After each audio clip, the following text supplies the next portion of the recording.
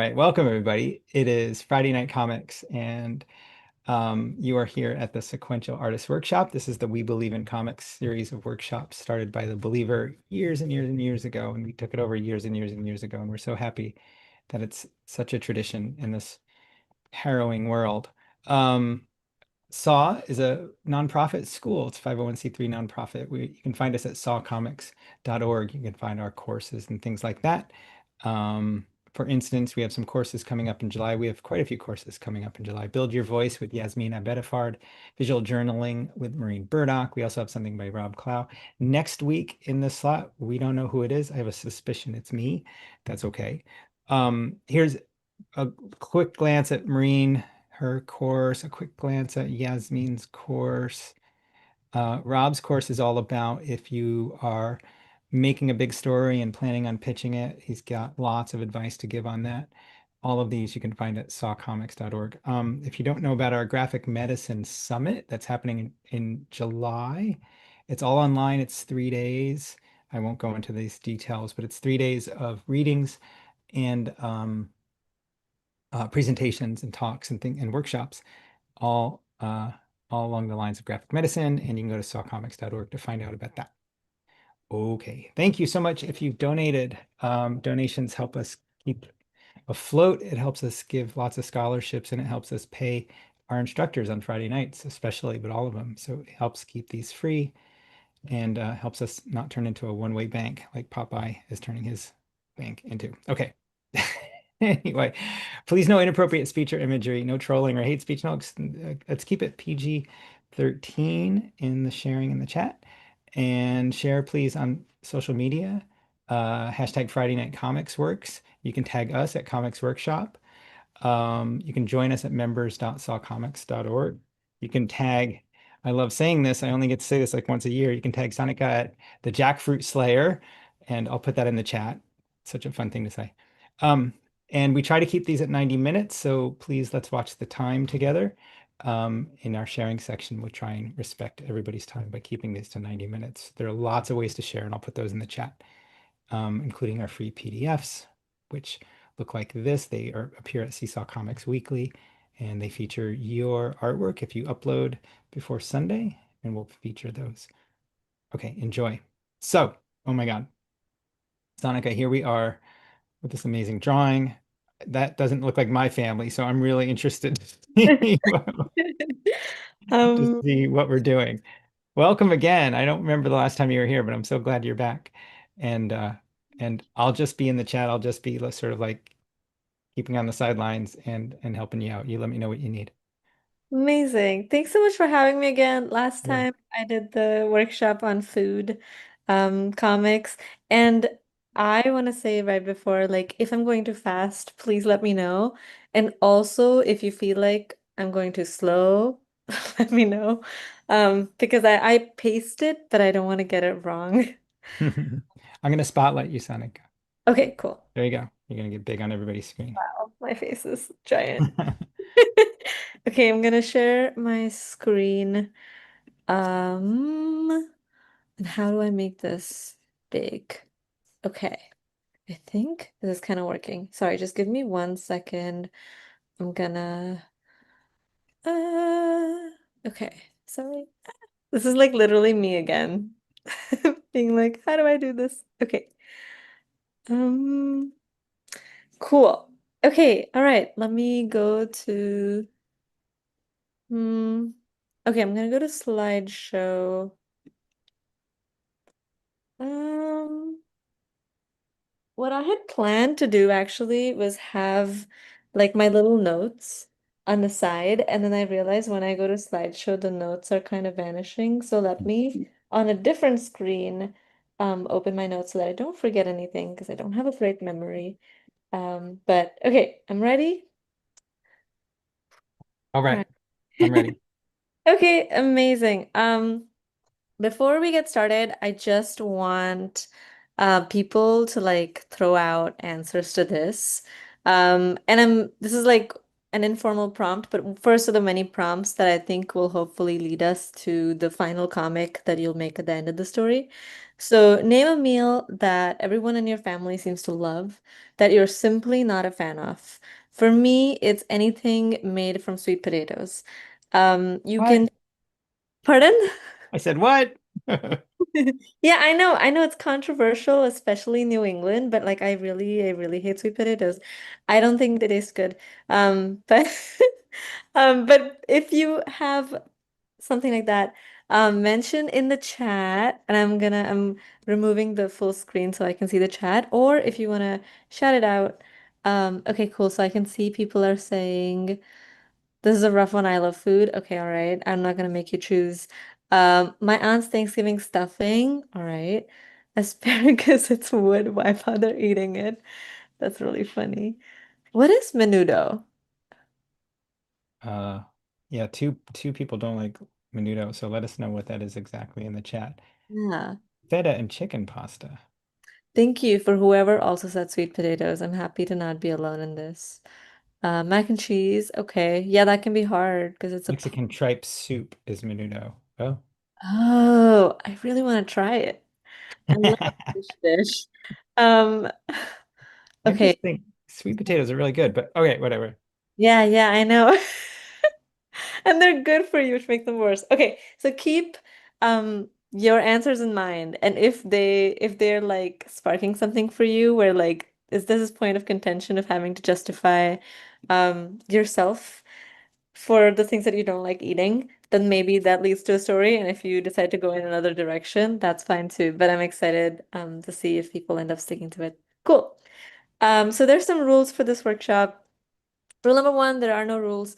During this workshop, if I'll give you a set of prompts to work off of, but if you don't feel like following them and you want to draw something else or write something else, that's totally fine. If you don't feel like writing or drawing, that's also fine. It's completely your time. The exercises are optional. If at any point you want to or need to take a break or leave and go to something else, that is totally okay. And the second one is the workshop is called Drawing Family Stories, but like family is being used in the full extent of its meanings. So anyone you see as your family includes as your family. This can be someone who is your chosen family, someone you're born with. It could be a pet. Up to you. Okay, so we're gonna start with a little free write. Um, and this is one of the first prompts. So for the next 7 minutes, do a free write about a family story that's often told in your family. So it could be about that food that you really don't like eating that everybody loves. Or it could be something else. Or if you're having trouble getting started, here are some prompts. What Okay. is the story about? Is it a true story or a family legend? Who is involved? Are you on anyone's side? And if that's also a no-go, if that's not how your brain works, you can try this. You could draw a portrait of a person in your family and write a few sentences about them. This is one that I did earlier about my dad. Hey, Sanika, Yeah, so we're not seeing anything on the screen. It just says loading. Or is your screen showing graphics? yeah. Should I Oh, stop? you might have to go back. I'm sorry. No. Okay, wait. I get this is like And I so only caught on that like, oh, you're reading from a slide that we can't see.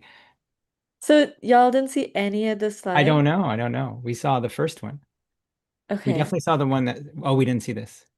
Oh, okay, okay. So, okay. So, my Fast and Furious graphic. Oh, wait. Yeah, we didn't see that. Oh, so sorry. Well, that's okay. We'll just go. Okay, so this is so Oh, the prompts are on the screen. great. And that way you can refer to them. And I'll put it in the chat now that I can see it. Awesome. In 7 minutes, so I'll look at it right now, and I'm also gonna do a little drawing, but if it ends up being, not that in depth, then I'll probably read off of this. But at the end of this, I would love to see what y'all come up with. Um, yeah, so to reiterate, because now with the visual, one, rewrite about your family story or something that gets told in your family, or you could try to answer these prompts if you don't know where to start the story, or you could draw a portrait of a person in your family and write a few sentences about them, whatever comes to mind. When you say are you on anyone's side, you mean like in a sort of disagreement? Are you like taking sides? Like, you know how some people, like in your family, people might not remember things happening the same way. And it could Ah, be a disagreement, or it just could be like people being like, oh, no, the first time we met was here, and no, we actually met somewhere else. Um, you know? yeah. Yeah, yeah. But also if it is a disagreement, if you do want to write about that, that's cool. All right. Are you timing this or should I? Because I can. I am timing it. So Oh, great. we 6 more minutes. Oh gosh, I haven't started. Okay. Well, it doesn't have to be good. I mean, you can see. I tried to do this in 7 minutes and it's like not as fast. Oh, does that drawing represent a 7 minute sort of free write drawing? Yeah, it's just kind Oh, of cool. I tried to do it in advance because last time my camera didn't work very well and I wasn't able to share. So I was like, what if I do all these activities in advance just in case?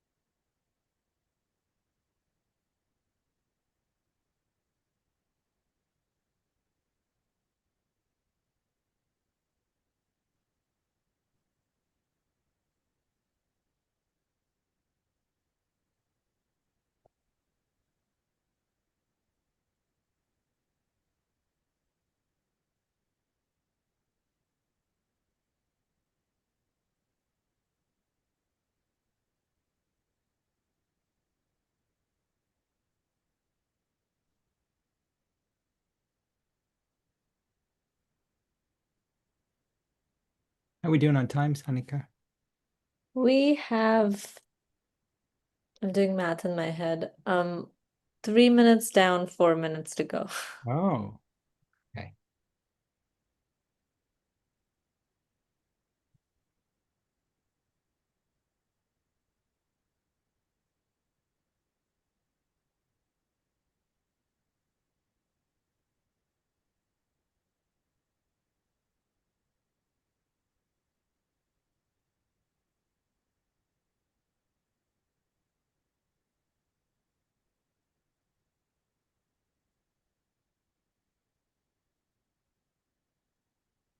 I'm going to tell people if you want, you can tell us what you're tell what you're writing about in the chat, and that might help some others think about something. And I'll start by telling people what I'm writing about, which is That'd be awesome. I can't see the chat without removing the full screen mode, so that's all right. I got it.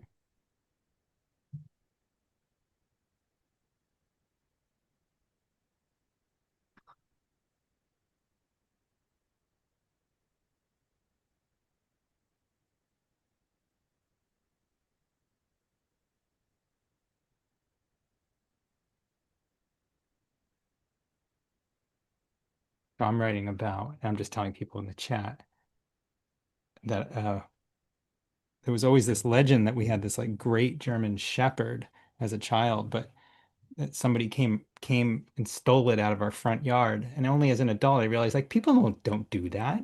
I mean, like what a weird story. I just don't think it's true. but I had to be an adult to be to realize that the legend was that, oh yeah, someone stole it out of our front yard. I just think, all right, now we got some other things going on in the chat. Existing primarily on sugar as a child. My Great. granddad used to run moonshine to put himself through law school. There we go. I just read Oh, 50 stories of dog thefts by neighbors. What? Eli will have to give me more about that because maybe my dad wasn't fibbing. these are excellent headlines. I would read a newspaper full of these. Just like hard-hitting news, like soft news. Passing cooked lima beans under the table. I did that with peas. Yeah.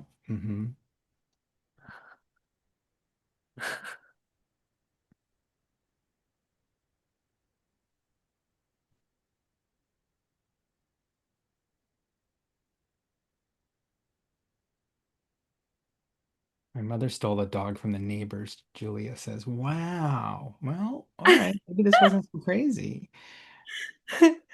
Um, I recently found out that my mother-in-law almost stole a cat because she thought What? she was rescuing a cat, but then she saw these signs go up all over the neighborhood, being like, "Oh no, we're looking for this cat." So she did accident, and then she returned it. But she thought she had just rescued a stray cat.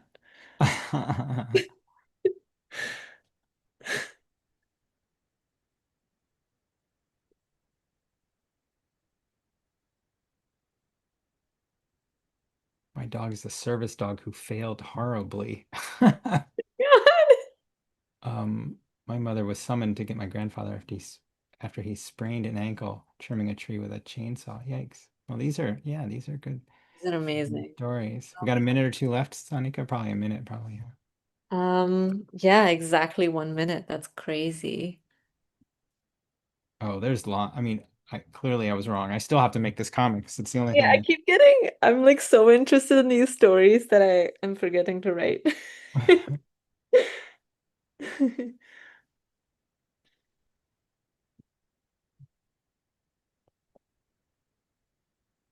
My grandpa trapped my cat in the pull-out couch by accident. Yeah. These don't have to be pet stories, by the way, but a lot of I think I started something. Um, but probably a lot you could say with like the legends that grandma or grandpa have, were famed to have done or been a part of or something. For instance, my here's another one. My great grandmother was supposedly attacked by a civet cat in her own bed in the Dust Bowl in Oklahoma. But upon further research, we think it just was a skunk, which is Oh still no. not good, but civet cat is so much more weirdly. Isn't a civet cat what they make perfumes out of like am I crazy? The anal glands of, is that I not true? think is it also the one that you get coffee from when they poop it out? Is that the same one? Oh, maybe it's that one. I think it I know might be that one. it's related. All right, so we're on time now. So I'm gonna, but I love these. Does anyone want to share their screen and like show one?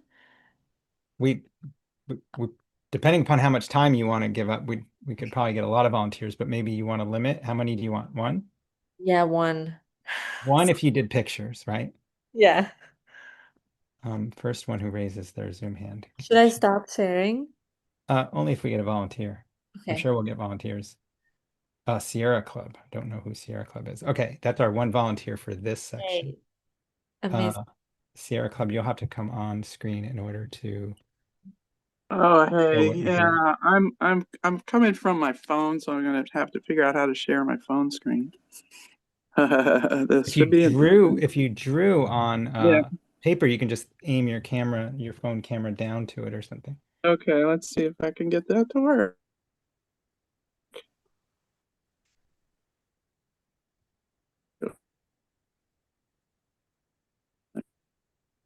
Um, Meanwhile, people are explaining about civet. Our civet is the coffee creature, but a civet cat is a name for a skunk. Oh, Certainly interesting. So can't. I didn't know that. So a civet cat was a That's skunk. Oh, that clears that up. This is a good workshop. I'm Yeah, learning a lot. All right, maybe maybe this isn't while we wait, working. I can share I my Yeah, what I did. can we'll just Yeah, let's take a look, Sanika. It's not that great, but I guess it's not gonna let me. realize that it's all opposite, like lettering for me, so is it hard to read? I'm not sure. But it's a little drawing of my partner that says, just got glasses, unsure of how they look. Did you know that you can buy geese from a tractor on tractor.com? And then it says, like a mystery goose. What if we get a gaggle of assorted geese? You and me, our imaginary house, and a gaggle of geese in the garden.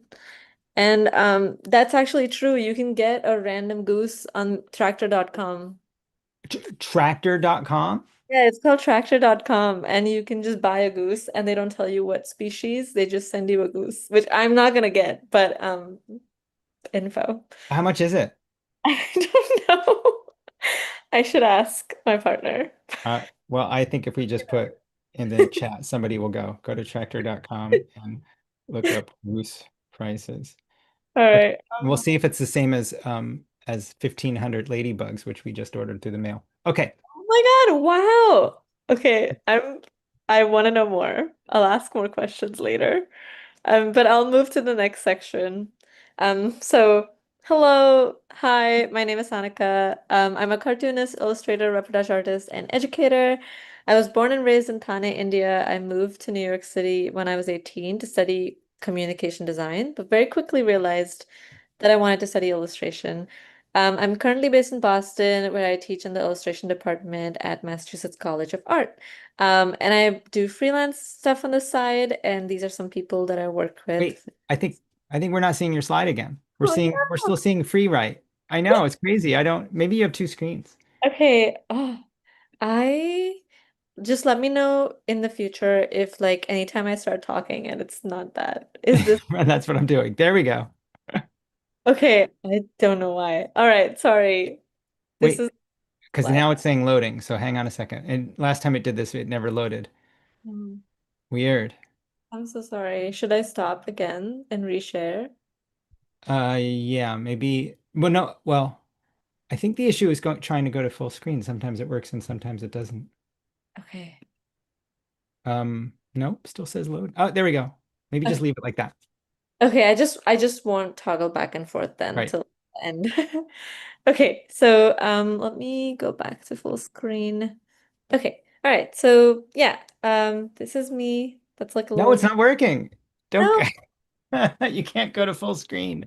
Okay, okay. I won't. I think Hold it's on. the problem. I don't know why, but it just says loading and it stays black. Better this way. Yeah. Is that Okay. okay? Yeah, yeah, that's fine. Okay. Cool. Okay, cool. Awesome. So I'll just move on to this next section. Um, right. So here are some comics that oh, actually, wait, hang on. So I was thinking about like what got me into comics and why I do this. Um, I did not really grow up with comics the way I wanted to and the way that I could maybe wish I had had a chance to. A lot of American comics that appeared in Indian newspapers, I would read them, but they didn't really make sense to me. They had a lot of phrases that I didn't really understand, so I felt like I was never getting the joke. Um, Hmm. but first like realized that I enjoyed a comic when I came across during like the big internet blog phase. I came across this comic, Hyperbole and a Half by Ali Brosh, and the comic was Depression Part 2. And it really spoke to me in high school. I thought it was like so funny and like so relatable. And immediately I was like, oh my God, I didn't even know this was a comic, but I was like, I want to do more stuff like this. And then when I came to college, I started finding these comics artists who were making amazing work that I had. Sorry about the sound of sirens.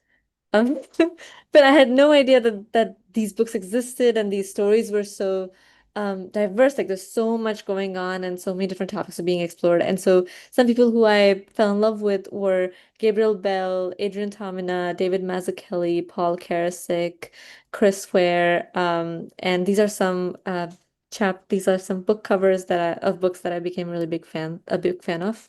And I begged Gabriel Bell to let me be her intern one summer. And um, she said yes, which was really nice of her, and she totally didn't have to do that.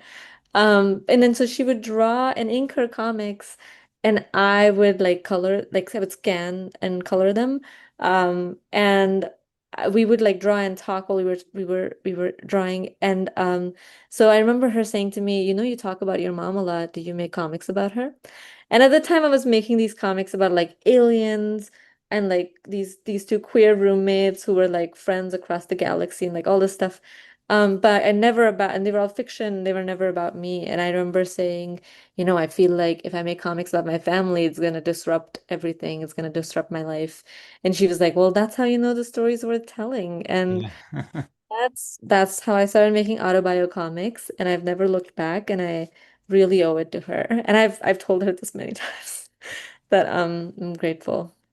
Um, and so I've been making comics since 2016 and self-publishing them since 2018. I make comics to process, document things that happen in my life, and reaffirm my sense of agency and try to find friends and community. And so these are the first two comics I ever made, and it's like baby me holding them in the bookstore in India. And then this was December 2024, and they're completely different now. And but it's just kind of cool putting this together and like seeing that difference and that change. Mm, But I feel like making autobio comics specifically and making comics about my family helps me inspect and understand like big feelings that I'm having, and it gives my thoughts a space to hang out outside my brain and regulate like big feelings, overwhelming emotions, and just also makes it easier for me to communicate with other people and feel less alone and like find community. It's just been, I hope that if this is your first time making a autobio comic, that'll be your experience too. But if you hate it and you don't want to do this again, that's totally fine. Um, mm. Here are some comics that I made from 2016, not 2018 to like 2019, 2020. This was like a big graphic novel that I made for my thesis, but the rest of them were all comics and minis. Um, these are some comics that I made between 2019 and 2021. This was the big graphic novel in this one. The rest of them were small minis. I kind of like hurt my hand, so I had to find other mediums of working in that were less hard on my hand. And then these were the comics I made from 20 to 2023, which is not that many for that long of a period, but I was like working on my immigration application. It was like completely burning me out. And this is all I could really get done in my personal time. But yeah, I think that it's kind of cool to see how like they look very, very different and like style and color and medium. And yeah, it's just exciting. So if this is something that you're curious about yourself to see how you've been changing over time, maybe try putting it all together and see what that looks for you.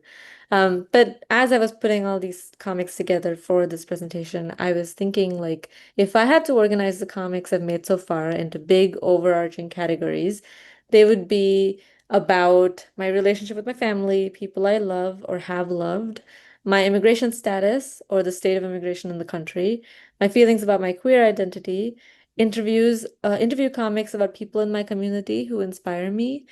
And fifth is like trying to figure out what culture I can claim as my own. Because these are the things that I think about all the time. And so I just feel like we end up making comics about things that we can't stop thinking about. I was in a class with Shame Work, and they said that they feel itchy when they have a story inside them. And that's also something that I think about all the time, where I'm like, oh yeah, yeah, I do feel itchy now. It's time to make something. Um, and I also love making comics about food, but looking back at my own work through the ages, I realized that the books I was making were about food, but they were also like trying to address questions about my relationships with people, um, through food. All right. So coming to this comic, which I'm working on right now. In 2024, my illustration career like dipped in a big way, like freelance illustration. I was just not getting jobs.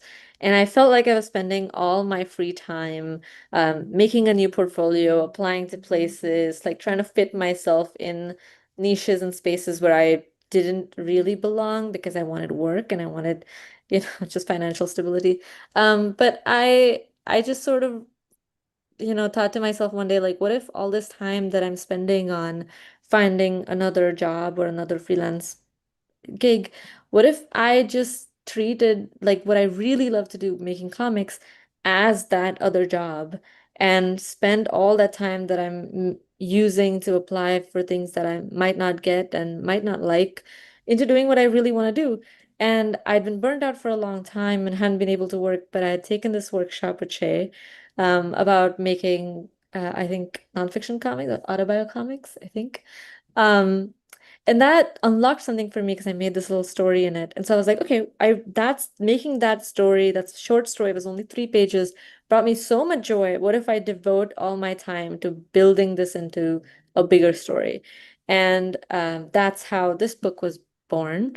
Um, so Wedding Juice and Other Melodramas is a story about my wedding and how it came to be, but it's also a story through which I'm trying to answer questions like, what culture do I belong to now? As someone who left India so long ago, that all my knowledge and understanding of my Indian culture comes from memories with my loved ones.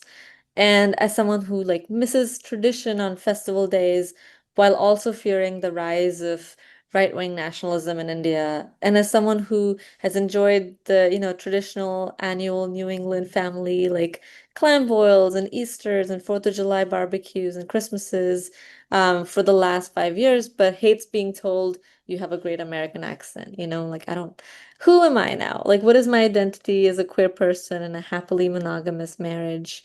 With a man. Like, how can I craft a wedding that accurately represents both of us, and also how am I going to afford it? So these are like all the questions I had, and I was trying to figure them out through this comic series. Oh, that's the wrong direction. Okay, yes. Which brings me to the comic that I'm going to share today, which is one of the comics in this series. It's called, well, it started off being called Wedding Underwear was the working title. And it became called The Great Wedding Underwear Affair. Um, and it started off as a way of like me needing to deal with my anxiety about like wedding prep and wedding planning and all that stuff. But it became a sincere effort to like understand where my parents are coming from. Um, and so to explain how my process works, I start with the thumbnail that's or like this one specifically had like a this I wrote a pencil drawing, but I definitely drew this in pen, so I don't know why I wrote that. But it was a pen drawing, and then I made it a thumbnail.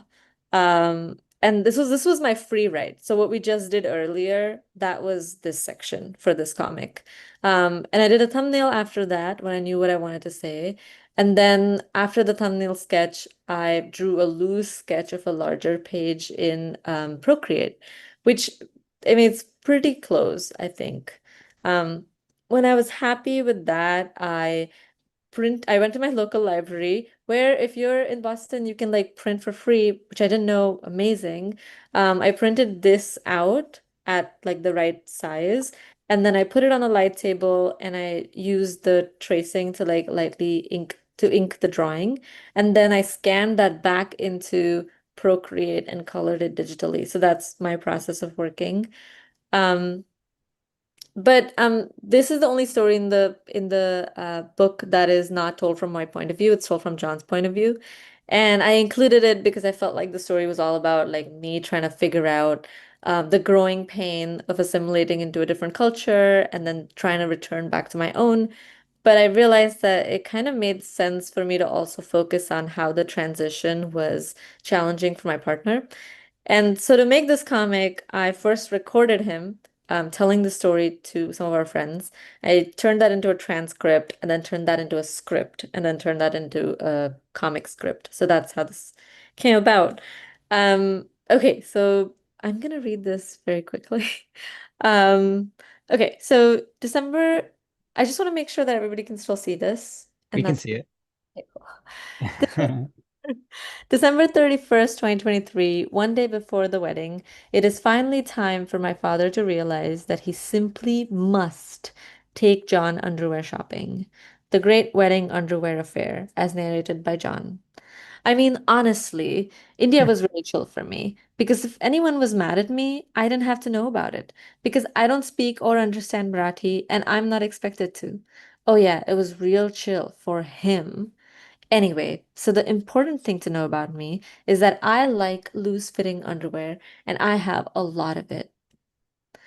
I bought 21 pairs of underwear on the 17-day trip to India.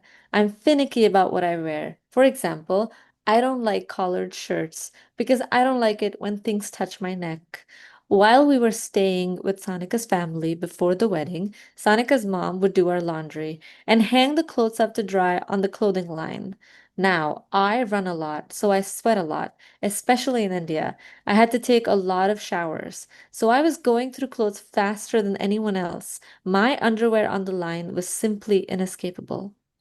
One day, Sanika's father came up to me and said, I've seen your underwear. You need the kind that I wear. No thanks. Buy that underwear for a specific reason. Look, John, in our culture, there's a very important tradition. When you're getting married, you're at the threshold of a new start in your life. You need to wear all new clothes for your puja. Is your current underwear brand new? It doesn't look brand new. It's not. Great, let's go underwear shopping. Sanika kept saying, John, you don't have to do this. You don't have to do everything he says. But I told her, don't worry, Sanika, I got this. For context, at the time, Sanika's mom was so anxious that we would hurt ourselves or get sick somehow before the wedding that she had placed strict restrictions on what we could and couldn't do for the whole week leading up to it. No swimming, no outside food, no going out in the sun for more than half an hour, no exploring Mumbai till after the wedding. You two, stay where I can see you. But I had just landed in this country that was completely new to me. I wanted to see new things. I wanted to get out of the house. And if underwear shopping with Ramesh is what got me there, so be it. So we walked to the underwear shop, which is like 20 minutes away. Sorry. And then that's him over here.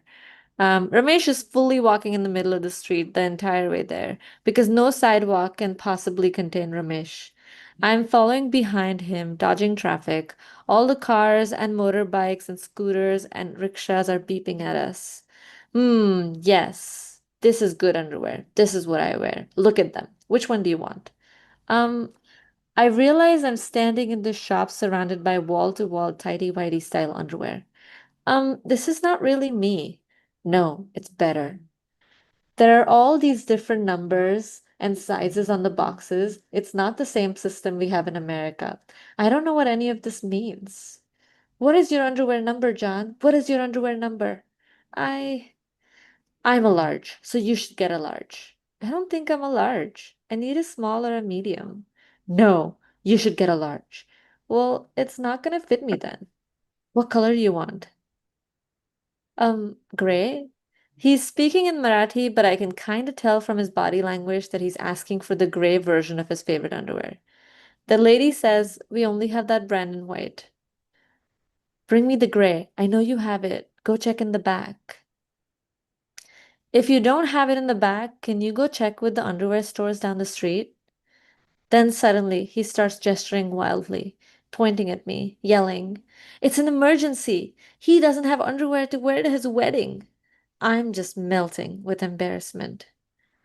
No, please, it's okay. White is fine. No, you wanted gray underwear. You're getting gray underwear. While his back is turned to the lady in the store, I see her take gray underwear out of the box, put it in a different box, and then bring it to him. Oh, wow, it's here. Oh my God, this lady is a genius. But he's still making a big stink about it because it's the right color in the right brand, but it's the wrong size. I don't know what she did after that because I had to step out of the store to get some air. And then he's like typing. It says tap tap ping ping.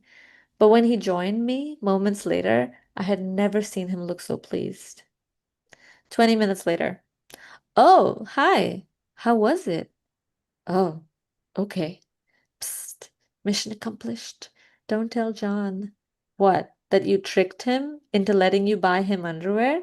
Hee hee hee. Hmm? You know, Sanika, every person has their own belief system about what is the best underwear style. Underwear should not be loose. When we didn't have money growing up, my father used to wear loose underwear. So I thought, Probably he has never been introduced to good quality underwear in his life. It is my duty as his father-in-law to make it known to him, to change his life. Dear reader, this author's father continues to believe that he fooled John into having a better standard of living. Wedding underwear worn once begrudgingly. That's that's the comic.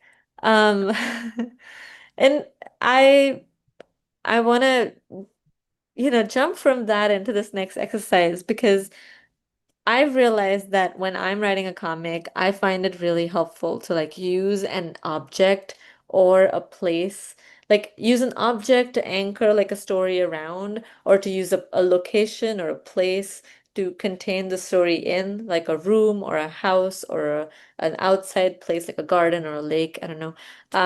And in this story, clearly, like the underwear is like what's helping me like associate um, so keep thinking about the story that you have in mind, the story that you mentioned in that first section. It could be a completely different story if you decide that you don't want to actually work with that one. But if you feel like it still has legs and you're still excited about it, then use the next 7 minutes to choose an object from your family story and draw it. And you can do the same thing where you can write a little bit about what this object means, and or you can start drawing the story around the object, or you can label the object with information around it. Any of those approaches are fine. But let's do that for the next couple minutes. And this time I just want to do a Q&A a share section right away because I just want to make sure we're set on time. That But sounds cool. good. Okay. And I put that in the chat for anyone who needs to see it. Perfect. Seven So minutes. yes, 7 minutes. So it's 7:43 now, and at 7:50 Okay. we'll wrap it up. I'll do one too. The underwear story. Oh. I'm so glad you like it. I love how you draw figures, though. Your characters are always just so bursting with life. Thank you. I try. I take a lot of photos of myself on the photo booth app on my laptop, and then I try to draw from memory so that I get them a little bit wrong and they look exaggerated. But otherwise, I can't really imagine how people's bodies go.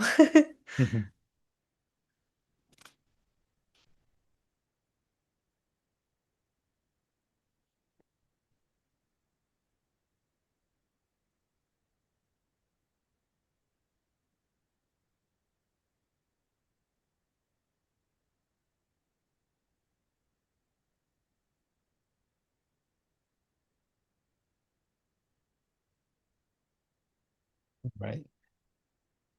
And for fun, if you want to put in your chat what you're drawing, that would be cool too. I think I'm going to draw playpen.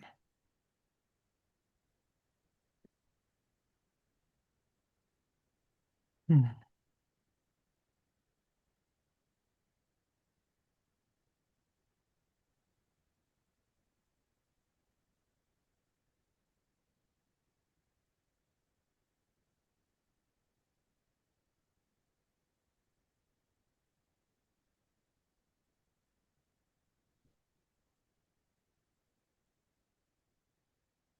Oh, a hamburger.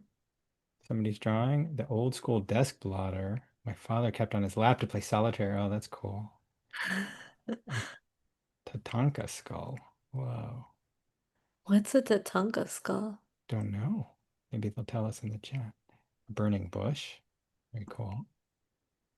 A Oh, buffalo. oh. Wow. I was recently looking up pictures of the Alaskan wilderness and I saw those giant skulls. Um, and I would really love to like see one in the wilderness in person, but I'm too scared to go somewhere so remote at the same time.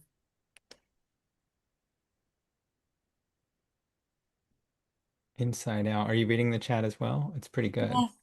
Oh my God.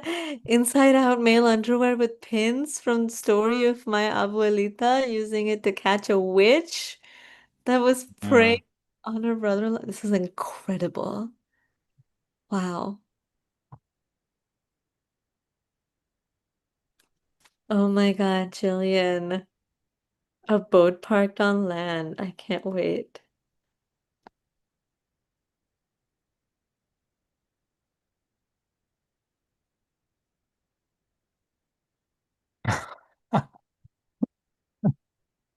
A life-size cardboard cutout of Elvis that we had to pose with before taking on family road trips. Oh my God, that's Like, was amazing. it in the car? Did you take Elvis in the car? That's amazing. Lana, that's terrific.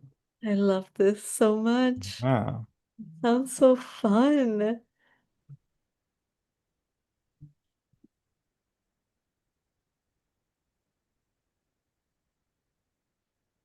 Oh my God, wow.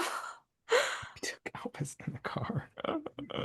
It's like, how long do cardboard cutouts ever like decompose? Like, what's their lifestyle? Like, What's that like? not lifestyle, Lifespan? lifespan. Yeah, great question.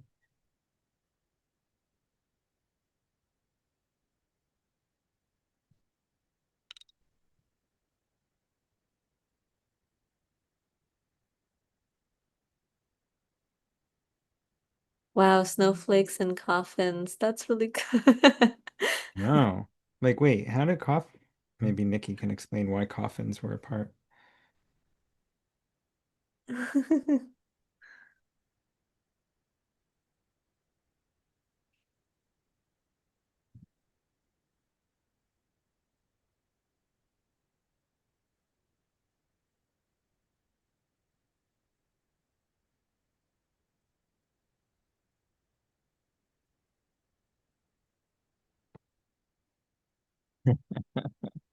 Trying to accurately draw a large pile of empty wine bottles. Yep. I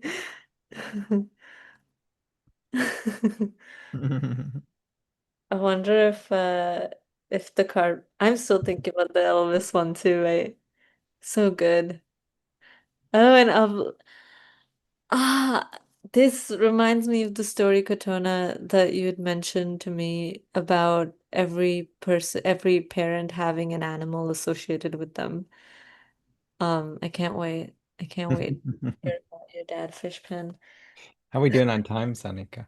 Oh my God, thank you so much. We are 1 minute away, so that's Okay. perfect. I had completely forgotten to check, so thanks for reminding me.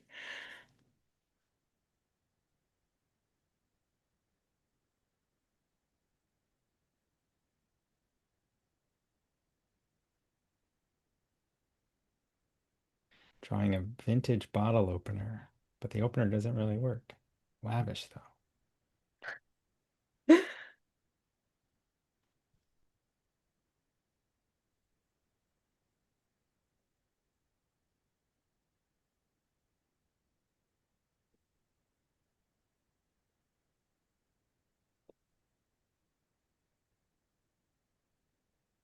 Okay, cool. So that's time.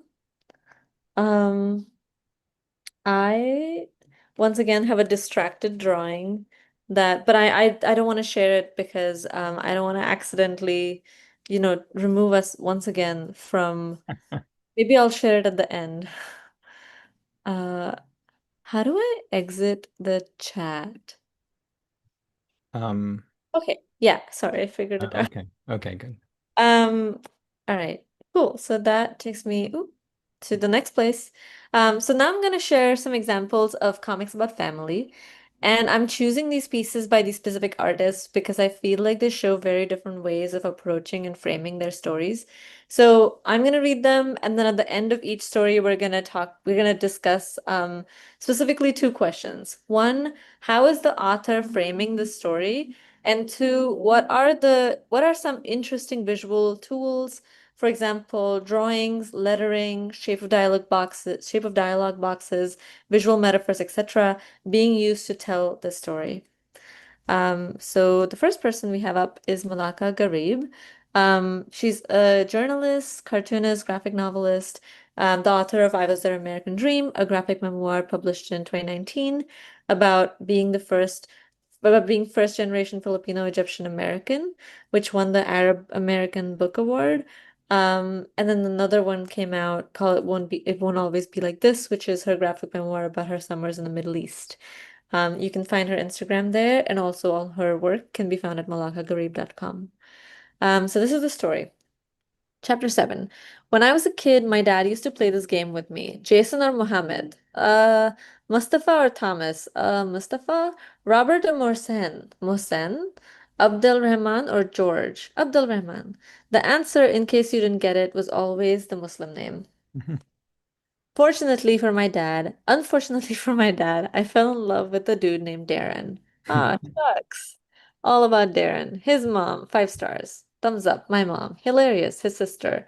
From Nashville, Tennessee. Tender-hearted. Great at karaoke. Former theater kid. He's very expressive. Extremely dapper. Loves Bruce Springsteen, Stephen King, VHS tapes, horror flicks. Life of the party. Football fan. His team is the Titans. Darren didn't know much about Arab or Asian culture, but he was willing to learn. On one of our first dates, I'll have the udon noodles. OMG, did you just say udon? It's udon noodles.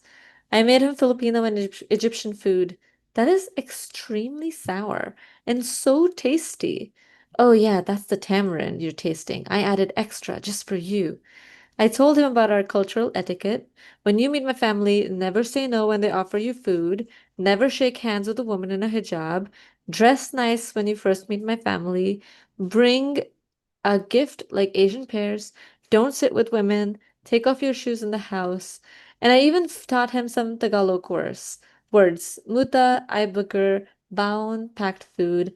Pambahay, house clothes. Baduy, lame or uncool. Darren's Tagalog flashcards. Ulam, the main dish to eat with rice. It usually has meat. Sinelas, slippers. Tali, tie or hair tie. Tang, pati, white person. Sabaw, broth. Lavai, drool or saliva. Pasalubong, souvenirs. Darren taught me a lot about white people, too. Visiting his hometown near Nashville, I saw that white culture varied by region, and Southerners had their own quirks. They liked sweet foods. I don't know, I'm reading opposites. Sweet rolls, sweet tea, sweet ham. They say sir and ma'am. Women do their hair and makeup and wear heels. People really eat biscuits. They really do say y'all. They drink about 7.5 cups of coffee a day. Football is always on the TV. Most families go to church on Sundays. They're very friendly and polite. Morning, Pam, but beware of zingers. Bless her heart. When I thought about it, Southerners were a lot like Filipinos and Egyptians. Religion is very important. They're very generous and hospitable. Take another biscuit. Take another lumpia. Take another falafel. Look, I made a lumpia falafel sandwich. They have a good sense of humor. Darren's granddaddy. Help! There's a strange man attacking me. It's just me, dear. That scared Darren's grandma. A few years later, Darren proposed. Will you? OMG, yes! For a long time, I kept Darren a secret from my dad, but he eventually found out. Drat! Darren and I hosted our first Thanksgiving. Mom and 20 others like this. Dad, who is Darren? Malaka Muhammad Garib? Dang social media. When I told Dad that Darren and I were getting married, he was really disappointed. Did I really not know any Arab Muslims in DC? Dad, I'm marrying Darren. Couldn't you have gone to the local mosque and say what? That I'm looking for a husband? Yes. We didn't talk for a month after that. Finally, I called and said, Look, Dad, let me be real with you. I don't want what happened between you and Mom to happen to me. I love Darren very much, and he loves me too. We're going to be happy together. Okay, but it's me who will be punished by God for not being there to help you marry a Muslim. I'm sorry. Can I speak to him? Darren! Hello? Yes, sir. Yes, sir. Yes, sir. No, sir. I hadn't considered converting to Islam. Thank you, sir, for the thoughtful suggestion. We have his blessing. Alhamdulillah. I was happy my dad approved, but he made me wonder, why did I end up with the white dude? Of course it was gonna be the white guy, my imaginary version of the Bachelorette. To be honest, I wasn't thinking about his skin color when we met. 2 hours into first meeting me, what would I do if I kissed you right now? I don't know. I liked him. For him, plain and simple. Zap. Smooch. Wow, I want that boy. And I refused to believe that Darren's whiteness was the only reason I was attracted to him. To me, he embodied values in my cultures, most notably a Filipino trait called mabait. What's your name again? Hi, Tate. I'm Darren. Remember me? Malaka's fiancé. Okay, so what do y'all think? How is the author framing the story? We can start with that and then we can go to the next one. Should I stop sharing? Um, yeah, I mean, I have that in the chat. Okay. How's the author framing the story? Or maybe I can see everybody's faces in the corner if I increase this. I don't want to risk it again. So by Uh, framing, you mean, well, I mean, it's first person, right? So she's telling the story. She's doing a lot of comparing and contrasting, I guess, between other cultures and her cultures. yeah. And I think to me it's also like how is she like presenting it to us, like Hmm. I feel like she could have stopped it at very different points in the story. Like she could have stopped at the point, like, or prolonged the part where she's really upset with her dad, because like she says that 2 or 3 months go by, or she could have paused at the place where like Darren proposes and not looked at those other things. And I was just kind of really blown away by how compassionate she is to every single character in the story, even if she doesn't relate to them, Hmm. including to her father, who, like she's just a completely different point of view. And she's so, and like takes care to help us understand the nuances of each of these cultures that she has very specific experiences with, but the reader might not. Um, but what do y'all, if y'all want to I- say something? Isu's got a couple points. The turning point of the dad finding out, filling one page, it has a lot of impact, they say, she says. Oh yeah. I mean, Yeah. that's quite literally like a visual frame. Like Yeah. the phone is like framing that moment of like, oh, crisis. That's so fun. Yeah, I totally agree. Um, and also like these where it's almost like she's making diagrams for us. Uh-huh. Um, it's interactive. You can like cut this page out. There's a pattern here, but it's because you can like literally make flashcards for yourself if you want. Um, but also similarly, like this is such a cool frame where Oh, it's like yeah. the time stands still when she like thinks about this guy she met and literally like framing it with everything she wants us to associate with him. Is so special. But I'm so sorry. Am I missing stuff in the chat? No, that's most of it. Okay. All right, awesome. It's Malaka Garib. Oh yeah, I love that. It's conflict without villainy. Uh-huh. Uh-huh. And I try to keep this definitely as like a guiding principle in my head when I make my comics, right? I want to be kind like her. Okay, so moving to the second story. This is Linda Berry. Painter, cartoonist, writer, illustrator, just like an incredible person. Playwright, editor, commentator, educator, MacArthur Fellowship Award winner. And she's also an associate professor of art and discovery, um, a fellow at University of Wisconsin-Madison. And her Instagram is Nearsighted Monkey. And you can find her books at Drawn Quarterly website where they're sold. So this story is an excerpt from her graphic novel, my um 100 Demon, one exclamation point, 100 exclamation point Demon. And in the book, like overall, the graphic novel kind of explores like the demons of her life or the demons of her childhood that she's as an adult trying to make sense of by reminiscing on these stories. And this is one of those stories. So I used to be a person who believed in ghosts and spirits and vibes of every kind. When I was little, I heard a lot of stories about different scary creatures that creep around at night. Hey, Nako, you don't want to know about the aswang. Grandma, come on. The aswang is too scary for you. I wasn't afraid of the well-known monsters. They were too famous, and no one famous ever came down my street. There were other monsters, though. The aswang is half dog, half lady, right? Like a dog lady that's a vampire with blood-sucking tongue. Hey, Linda, if the aswang hears you, Lakutkana, she will come tonight. My grandma knew about a monster who seemed very complicated. I was always trying to get to the details. Always trying to get to the details straight. Wait, so the aswang is part dog, though?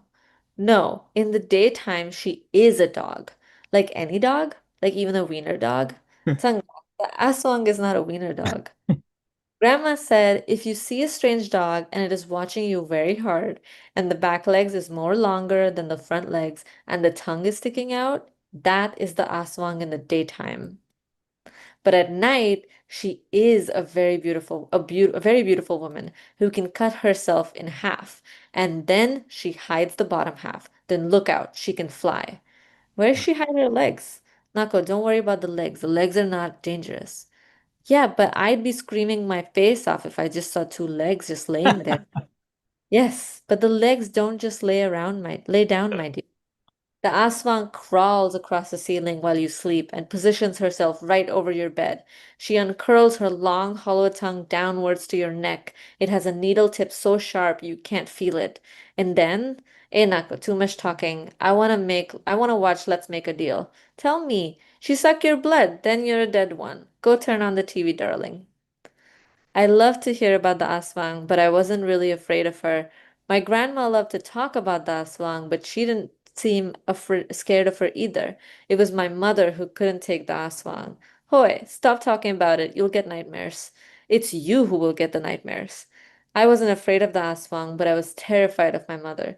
She was unpredictable and quite violent. I was glad when grandma moved in with us. She never actually protected me from mom, but she did other things.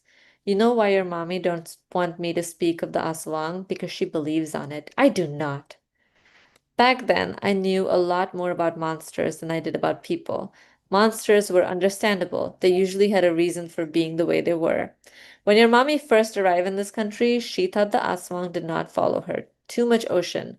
But the aswang don't care about the ocean. Enough, naman. Monsters hardly ever started out as monsters. Something always transformed them. Was this also true of the Aswang? Yeah, but how did that lady become the Aswang? Ask your mommy, dear. There is no Aswang. Slam. My grandma was always sweet to me, but when she spoke to my mother, there was a note of detachment and disinterest in her voice.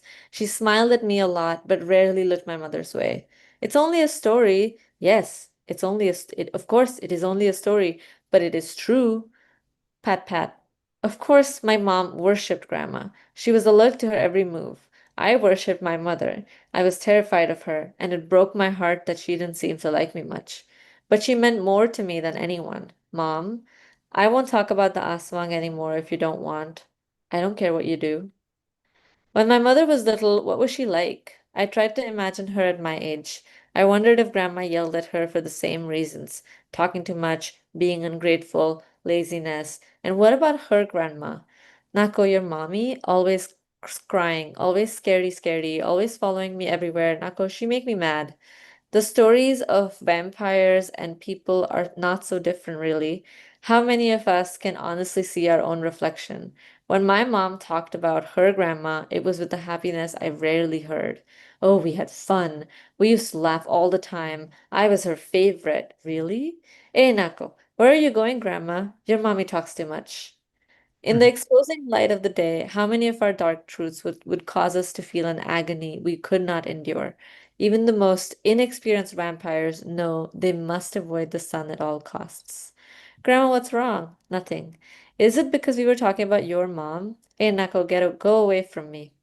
Mom used to scream that she couldn't wait until I had children so I would know what hell was like. My grandma would put her arm around me and laugh. I loved them both. It was in my blood to love them. You wait, you'll see. You'll be so sorry you ever had kids. Children are a punishment. You just wait. And okay, so that's the end of that story. But I kind of want to talk, I want to ask or like hear from y'all again. How do you think this story is being framed? And also, do you notice any visual tools that are interesting? For example, drawings, lettering, shape, dialogue boxes, visual metaphors, etc., that are being used to tell the story. And Okay, I put that question in the chat again. I I noticed that, she starts with the grandma and then she brings in the mother a little bit later, and then she brings in the mother as a child, and then she brings in the mother's grandmother, right? So it just goes back and back and back. Other it's people are coming in the chat. yeah, she's able to set up this like cyclical, like she introduces very, very simple concepts to us. And then starts to like zoom out and show how everything's connected. Mm, Right? Like mhm. blew my mind, how she does it in such a simple way. And I also thought about how like she asks that question that like monsters don't start off that way and something happens to them that makes them monstrous. And then like asking like what was my mom like as a kid? And so sort of like showing her feelings about the Aswang and about her mom without explicitly saying anything, like saying something really like that might not always be correct because you can have a complicated relationship where you love someone and then have a difficult time being around them also. I just thought that that was so cool Oh that she's yeah. able to say it without being accusatory, but also it felt like it was coming from a place of love even though it was so hard. I saw that Carol says I love this poem about maybe I read maybe I'm That's reading. up in the chat. She posted a link, but Oh, okay. So Katona, starting with scary and transitioning to talk about scary, not silly family dynamics. mhm. How does one become a monster? Yeah. Can it follow us anywhere, no matter where we go? Oh my God, yeah. Um, Cartoony style. I also coming back to like the visual image and like the visual tools thing of it. I just love how she writes. Like I love how when her mom talks, the dialogue box is all jagged, like it's pointy and it's like would hurt if you touched it. And then I Yeah. also love how it switches to this cursive in the middle. Like she's letting you know exactly where to emphasize the word and like exactly what words she's pulling at when she's reading them. It's such a smart way to get us to experience a comic exactly how you intend. Um, Anyone else saw any other fun stuff? There was one text box that had a dog inside the text box, which was Yes. Oh my God, let me pull that up. I love oh yeah. that. Uh-huh. The picture comes in like it's almost like you're being haunted by the aswang. I love that so much. Yes, totally. Okay, so that brings us into our next exercise, which is now that you have your story in mind, you know what object is present in the story. Write a quote from the story. So, like, think about like that freeze frame section where she's like, "Then I met a guy named Darren," and then it's a freeze frame section. Or when her father finds out, when Malaka Garib's father finds out, and there's this big screen that says "Drat." So like think about like a quote that is the crux of your story that is like definitely going to be present and try and come up with different ways to write it so that it looks like what it means. It looks like its meaning, or it looks special, or it looks in a way that it would emphasize, or you would hear it in a different tone of voice when you were reading the comic story. And so these are some places that I tried to pull out of my comic that I read a little bit earlier, where I was purposely trying to frame text differently from other text to emphasize how it was being said and like the tone of voice. Um, so yeah, let's do this for 5 minutes. Um, I think we can. We're close. I'm not gonna read the next authors. I'll just recommend the books, and then we'll go straight into drawing the final I copy. just put in the chat the last thing you have on the screen there. So we're writing, so the quote, play around with drawing the quote basically, right? Yeah. Like change it in different letters, different styles, make it large, make it small for 5 minutes. Okay. Yeah, make it like maybe it takes up the whole panel, maybe it's a banner, maybe it's contained inside an object, maybe it's written out of food. Oh yeah.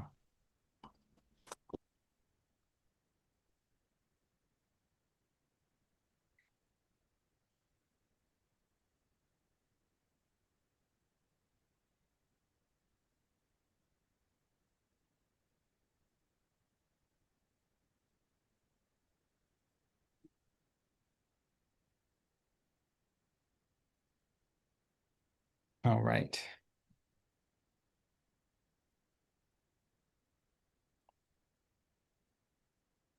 This is fun because I never play with text this way.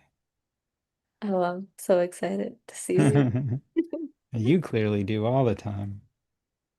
I think I get really bored with one way of working. Um, Mm. so I have to keep my own attention by coming up with other ways to do it. But also, I think that this story specifically, because it was not narrated by me and it was narrated by John, and I was not there to see it happen, I wanted all the figures and like all the text to look like it had gone through a game of telephone, like it was like stretched, exaggerated, and sort of pulled out of proportion a little bit. I don't think there's a lot of panel work in this comic, but this story specifically is very um it's trying to do a lot.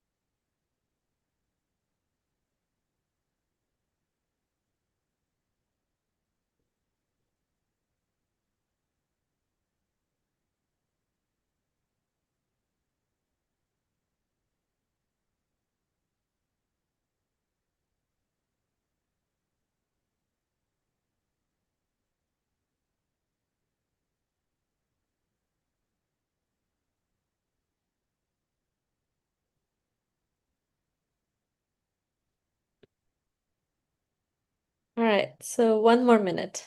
Okay.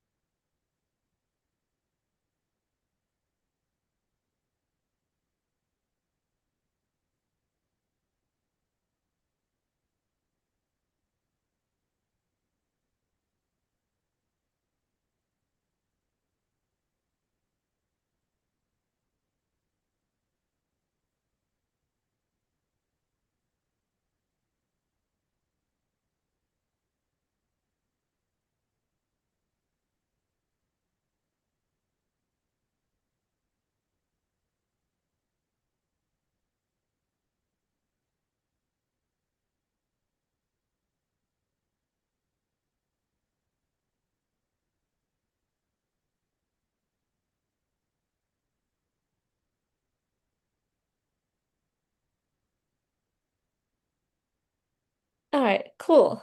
Um,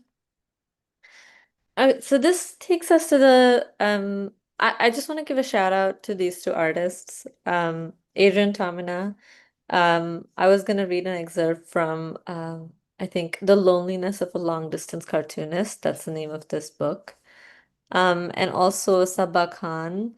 She has an incredible book called Where's Home, Mom? Which is really, really spectacular. And just the way she figures out how to tell a deeply complex story, like where to start and how to start a story about other people, is really fascinating the way she addresses that. So if you get a chance, or if you have a library near you, I really recommend those two books. Um, you're gonna move into making your full comic right now. You could do a long page comic, so like the one that I showed y'all earlier, where there are no panels and things just sort of go together, which is like how I kind of like to do. Or you can do a simple four panel comic, whatever comes naturally to you. I put this like really simple four panel comic together as an example. Um, it says, my mom rarely buys something expensive. When she does, it is accompanied by a long description of why the item is useful and functional. When she gets home, she wraps it in newspapers. Oh, oh, why won't it let me? Okay. And places it on the highest shelf, out of reach and out of sight, for being better than us. And that's like the so it could be really simple, it could be complex, but let's do 11 minutes of drawing and then we will share our work. I kind of wanted to, oh yeah, so fill a page with a comic about your family. It could also be made out of four panels if that's what you prefer. It can be about a family member you wrote about in the first exercise, or it can be about the object you wrote about in the second exercise. It could be about the food that you are the only person in your family who doesn't enjoy. It could include the quote you hand-lettered earlier, or you can start in a completely different way. But don't take it too seriously. It's just 11 minutes, so it really doesn't have to be perfect. But y'all have put so many incredible stories in the chat that I'm just really excited to see how these turn into comics. Um, and I wanted to ask you, Tom, what would be the best way to share? So last time we did like a full group share where everybody shared one at a time. The other option is also like we could make breakout rooms and then I go to every single room and like um read different comics and then we come back together and we like shout out different comics and like people from their groups can like share one or two. What do you think would Well, first we'll definitely be going long. Is that okay with you? it's fine. Oh, okay. That's It's okay with my me, so I fault. can say. Second, we've never ever done breakout rooms, and that Okay. sounds like that could be fun. Um, but I'm not sure exactly how to do it, but we could try it.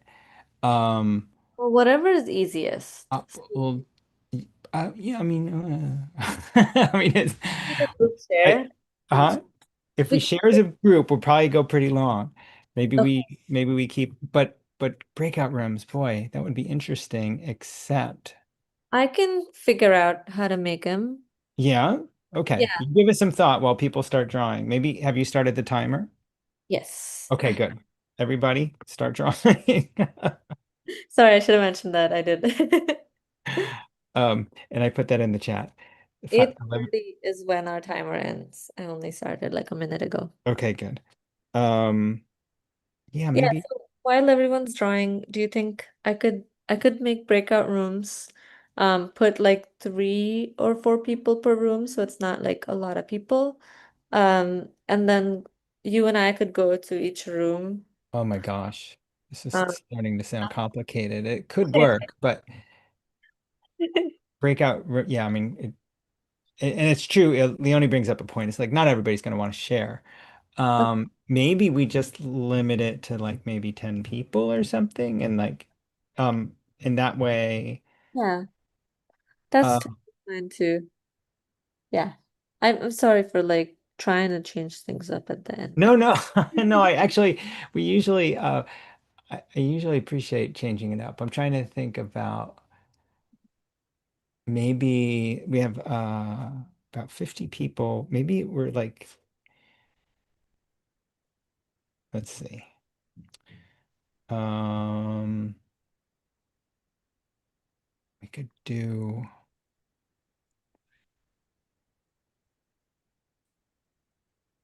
I'd have to allow, let's see. I mean, we could put two breakout rooms might work. That way you're hosted one and I'm in one. And then you and I set a timer. That'd Um, be and doable. then we come back like after 20 minutes, Oh, but it is 50 people. right? I don't know why. I've never done a breakout room that big before. You never Hmm. done one that big. Maybe we just do a group share and like next Okay. time we do. I have been immediately intimidated by my own idea. Do we uh then do we end it at the top of the hour? I can go that long if you like. Okay. Okay. Yeah, I can do that. Or maybe more like maybe 20 minutes of sharing or something. Because you've given us so much and I think a lot of people, and especially when it comes to family, people will probably want to talk. Hmm. Yeah. I'm sorry Yeah. if I talk too Fam fast or if I try to pack too much stuff in. I was like, oh. Well, you're a natural teacher, so you're like, I Trying have to make sure they get value. I know that feeling. to.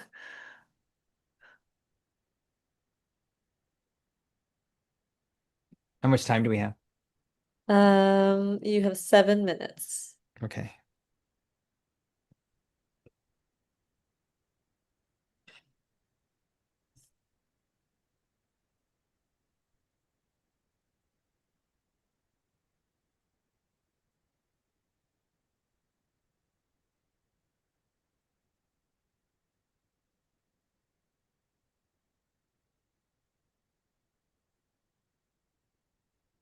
Are you doing one too?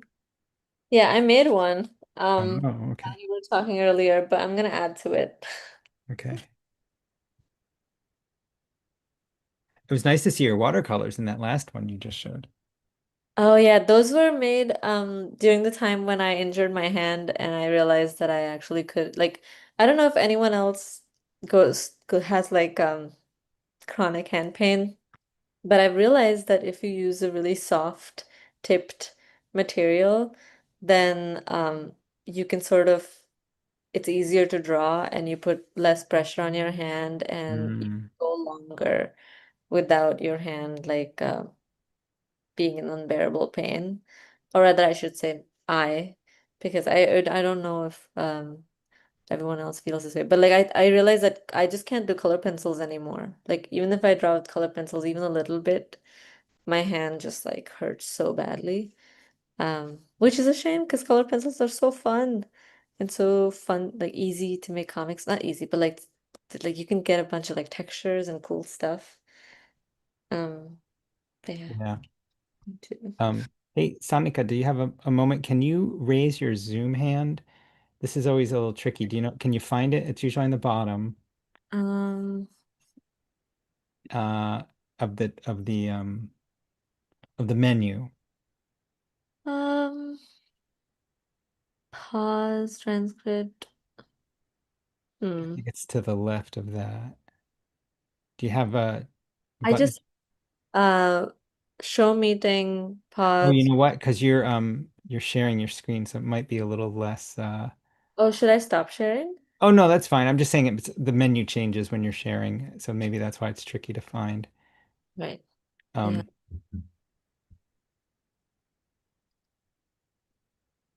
I'll ask you again when you stop sharing.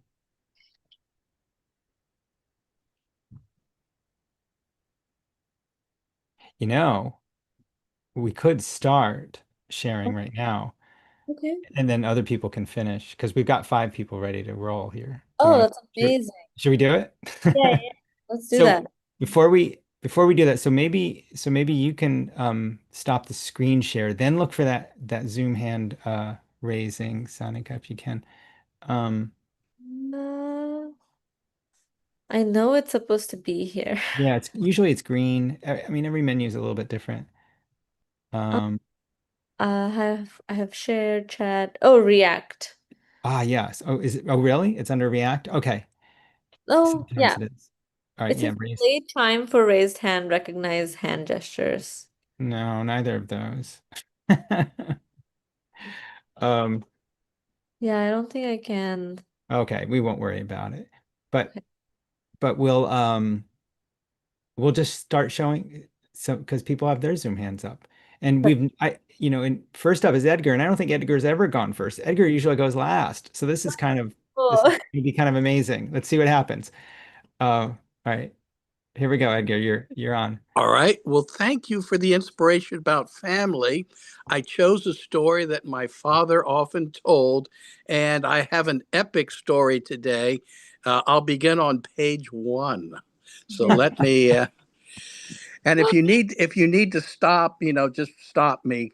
But anyway, it's called "Dad Helps Blackie Shaw Secure a Cargo Winch to a Mast 80 Feet Up in a Storm."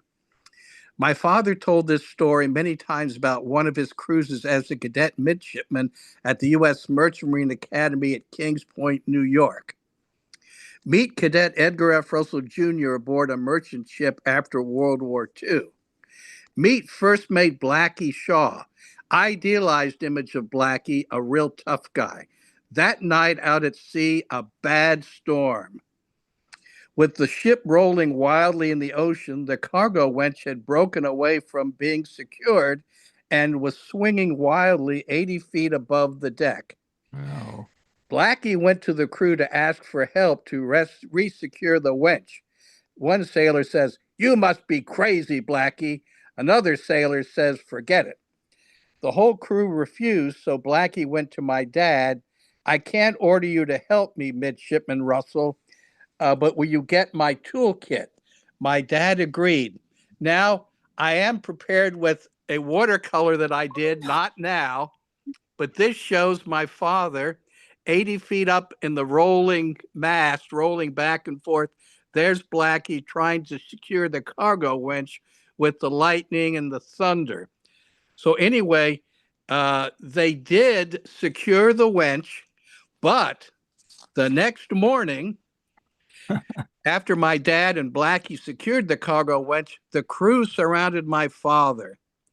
Blackie sees this and says, "What's going on, you guys?" And one of the sailors replies, "Midshipmen aren't allowed to do work on a ship. When we get to port, we're going to report him to the authorities." Blackie, as I said, had a reputation as a tough guy. I'll tell you another time how the crew knew, but his eyes narrowed. "If any of you harass Midshipman Russell or report him to the authorities," Blackie continued, "when we get to port, I'll take you all on one by one and kill every one of you." No one ever bothered my father again because they knew that Blackie would kill them. Oh my So goodness. anyway, that's my story today. So thank you for letting me tell it. I'm blown away by how much you got done. Me too. That's amazing. And I also really love all the facial expressions and the movement and the action. And you've also like paced it really well. And I love how like the rope like breaks out of the panel and goes swinging out. Yeah, it's really fun. Thank you for reading it so well. Well, thank you for the inspiration, and thank you, Tom, for arranging this for all of us tonight. Sure. Thank you, Edgar. As always, thank you very much. Okay. Have a good evening if you're going to the opera or something or a play. Have a good one. We will go to Mishka next. And it sounds like Mishka wants to share her screen. Is Is that that right? okay? Yeah. Hi. Hello. Oh, let's spotlight you. I missed. Thank There you we go. for this. Um, So this is about a road trip by my dad when he turned 50.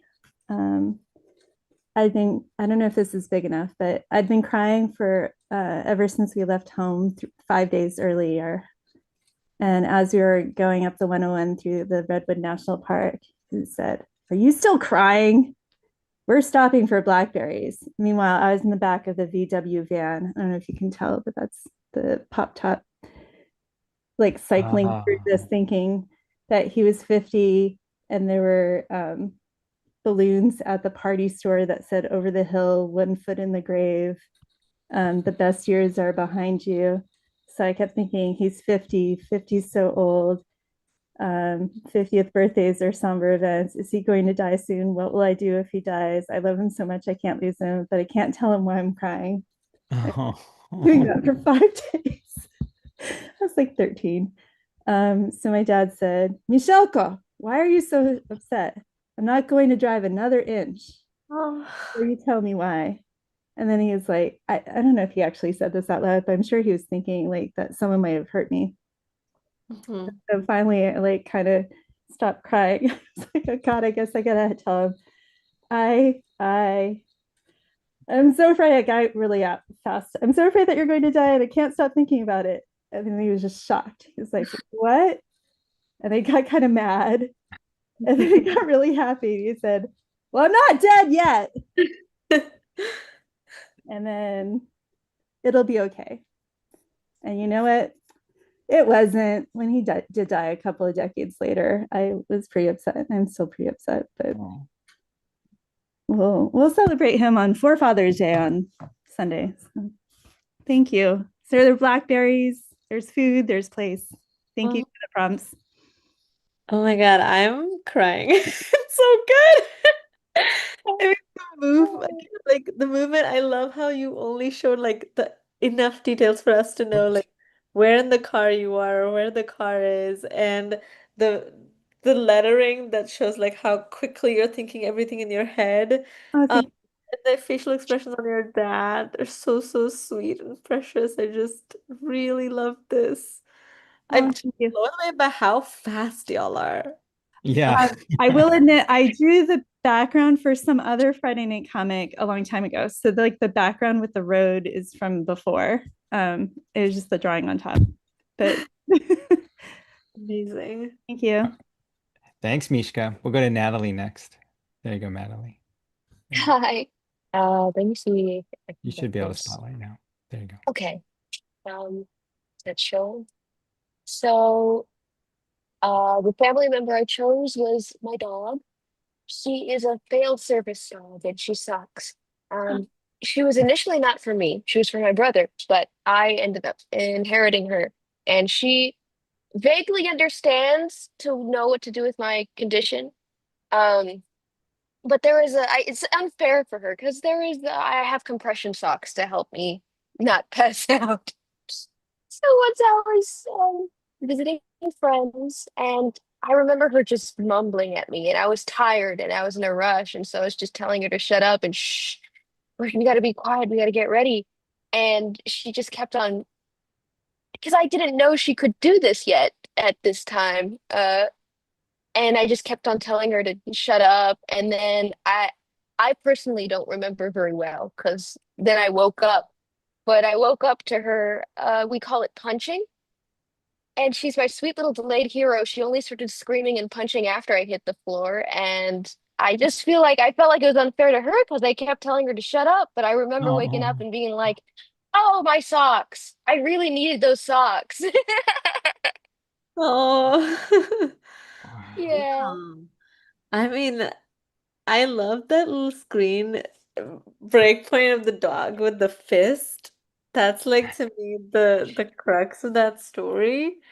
Um, I really love this, and I love the story, and I love the like the idea of your dog and the way they like were able to gather everyone. I also love the limited color palette and the framing. And I also love that in her head you've drawn that the socks are missing. Maybe if somewhere else in the panel, if we see the socks. Oh wait, is that what? Sorry, Yeah, they're right behind me. I have a little Yeah. dialogue box blocking it, so I didn't notice them, but that's perfect. That's kind of what I was gonna say anyway. I love that you're already doing that. That's so cool. Yeah, Thank you. I really love this. This is awesome. Thanks, Thank Natalie. you. We'll go to Julia next. That they know how to do that. Like that they can tell when something is gonna go wrong. Yeah, yeah, really amazing. Okay, we'll go to Julia. Here we go. Oops. Hello. Oh, there you go. Have you unmuted, Julia? You should be able to unmute. There we go. So I don't know. There was something about um, just telling stories about family. My mom woke up with an alien pointing to the breast tumor. Um, Oh my she God. would later discover, and then there's a pointing. So she would tell us this dream. So pointing to the alien traveled from far, far away to tell this human that she was out of that she had cells that were out of her control. That's amazing. So there we go. I believe in everything. And I believe 100% that your mom met an alien who did let her know. This Uh, is also just an incredible comic. This reminds me of like one, the New Yorker comics that are like single panel ones, but also like the comics in Mad Magazine. Like I feel like the subject matter could, yeah, I love Mad Magazine too. I really hope your mom's okay. uh, she did pass away from cancer, Oh, so Right. so sorry, but it's what a okay. story. She lived after this. Thanks, Julia. Thanks so much. We'll go to Yeah. Joanne next. Um, Um, so I was all over the place. But I had started a story about my uncle a few weeks ago. And so once we got going, I just couldn't let it go. And so I did one new drawing, but I did want to share I was tasked with having like a memorial in my apartment in New York City. And my uncle's ashes arrived in a box.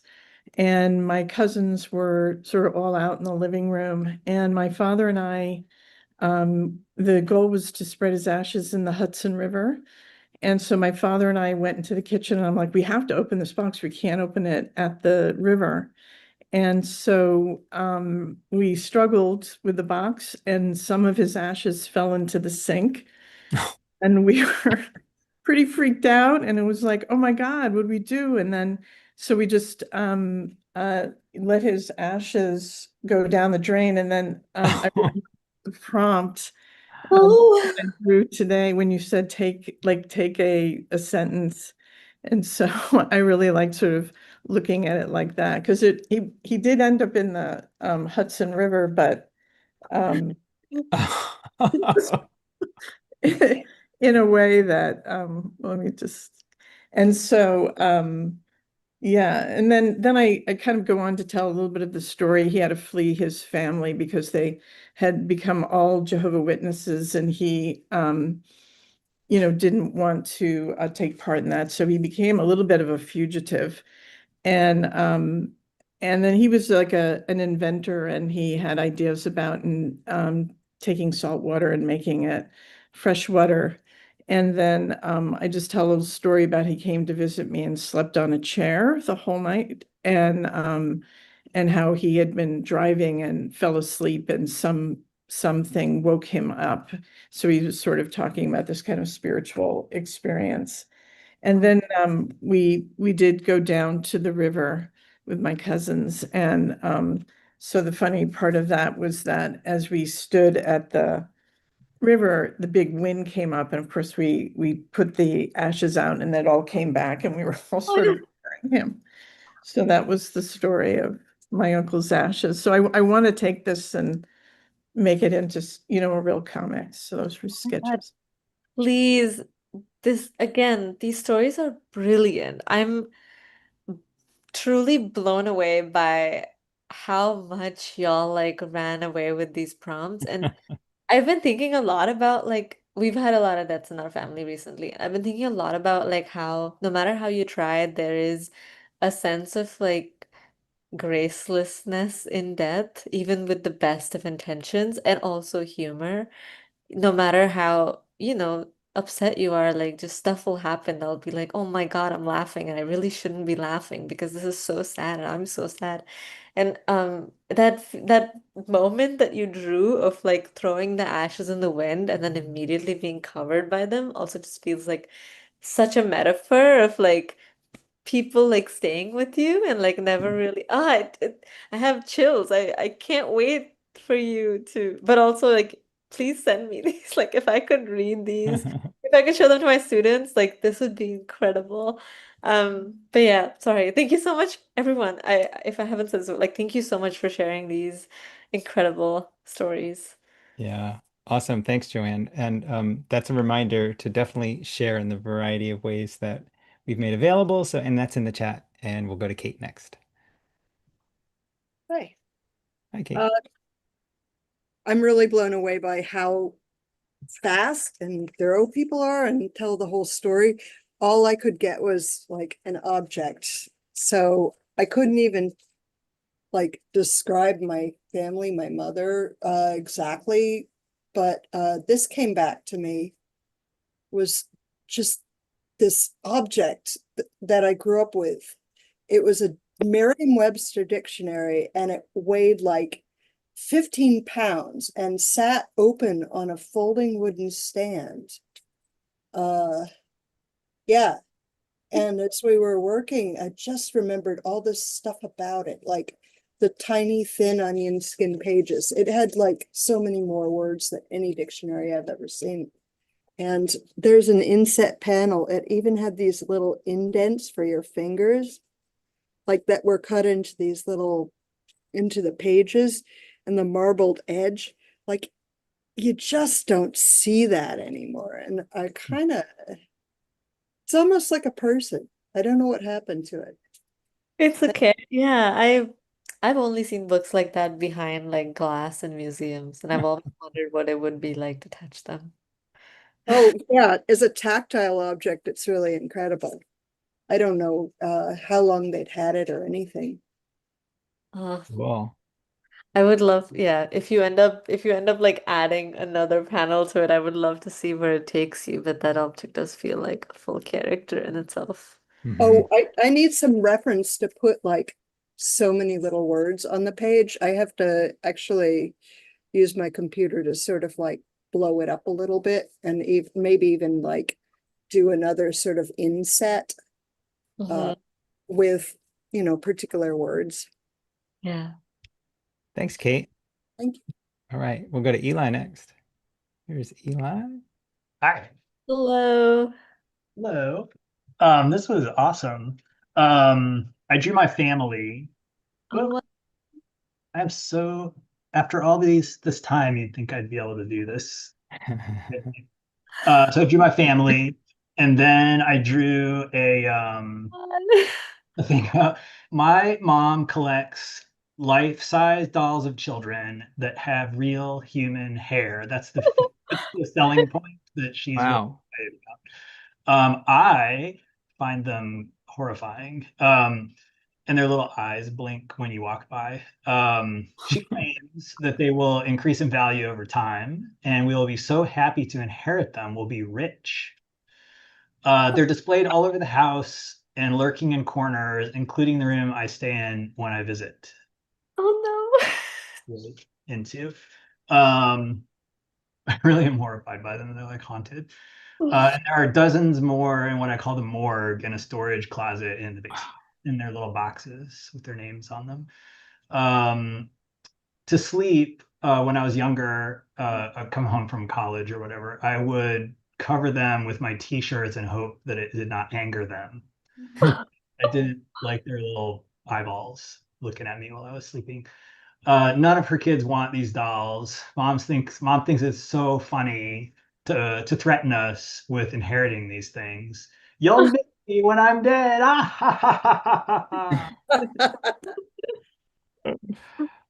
Wow, that is fantastic. I love your style of drawing your family so much. Mhm. Like My I dad love has a surprised look on his face because my mom actually doesn't really look like that. I don't know what was going on with the hair. That's not my that. Who is that woman? It's not my mother. and I also like that they have like eyes that make them look like they're wearing little like masks like Orville Peck. Ma I was um trying to make them look ghoulish. they do. They remind me of the Buyer's Choice dolls that people in New England put out during Christmas time. I don't know if they do it in other parts of the country. I've just seen them in New England. Like they're also called the carolers. Yes, yeah, those two, and they're robotic, and they ring little Yeah. bells. Yeah, yeah, they're all I do love the why I'm like I am. This is what into this. fantastic. I would love a photo if you ever feel willing to share a picture of these life-size dolls because I'm kind of fascinated. But the story is really cool and I love the beats to it and the way you shared it too. Like the suspense was building. That was Thank you. This was a really great class. Thanks, Eli. All right. We'll go to Bill next. Okay.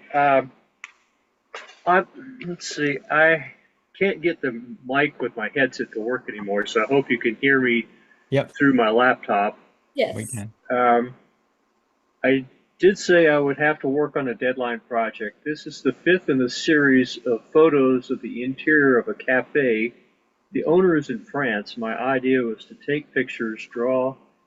We all sign the cards, and we send them to France. This is sort of the library. Now, as far as the family assignment, because I had no idea, and I'm sorry I'm so late. There was also a friend of mine told me about a seminar that was covering attention deficit and clutter problems, which I have seriously. But I did do this for my parents' 50th wedding anniversary some years ago. I was remembering things. When I was very little, they put me in what they called the cubby hole in the back of the VW Bug. And I got to look out the window. It was warm. It felt safe. I remember at one time at night, we would come home from visiting some of the friends of theirs, and I saw this traffic light that reminded me of a Dutch woman's headdress with the wings on the side. But it has since occurred to me that they were probably scared to death to be driving around that little VW Bug with the engine in the back and nothing protecting them in the front. And they wanted me in the safest spot. So there they are in their tiny VW Bug, surrounded by everybody else. And there I was. Is that lemur? I figured that was the one drawing that would be easiest to see, the most colorful. I know I cheated, but I'm glad I'm not the only one who showed something that was done a while back. No, I it's one. hope you all enjoyed that. I feel like I gave y'all not enough time, and I'm sorry about that. So, I've Did never. anybody hear me at all? We can hear you, Bill. It's all good. Did anybody hear me at all? Yeah, maybe you can't Oh, hear us. good. Yeah. Oh, well, I'm sorry. I forgot when I unmute. I, weird. Huh. Well, it was a great story, Bill. We appreciate Oh, it. I'm glad you liked it. We're gonna go to Quinn next.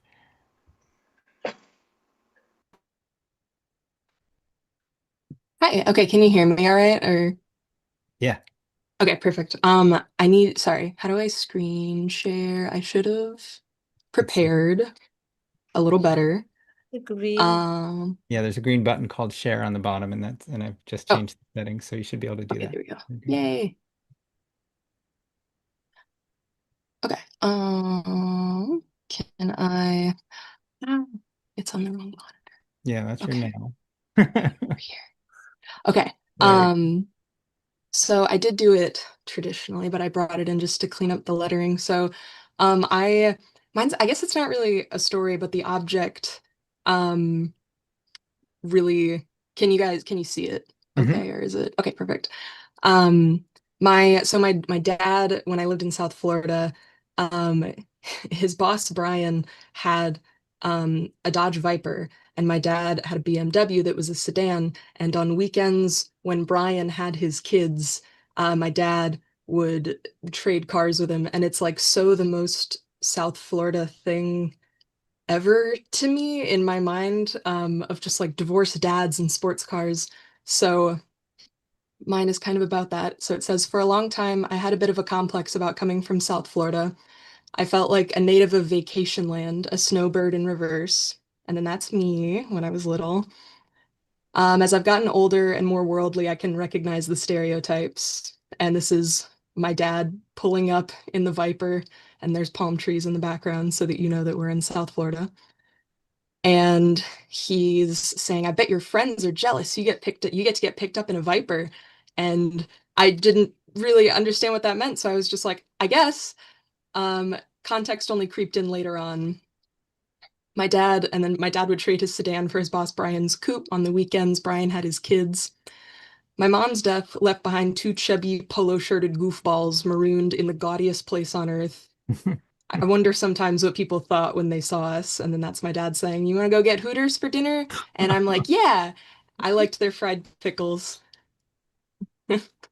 So if I had had a little more time, I might have included some more, because that was like more of a story between me and my boyfriend, where I was like, yeah, my dad would just take me to Hooters when I was 9, and I was like, great, the food is awesome. I don't see anything weird about this.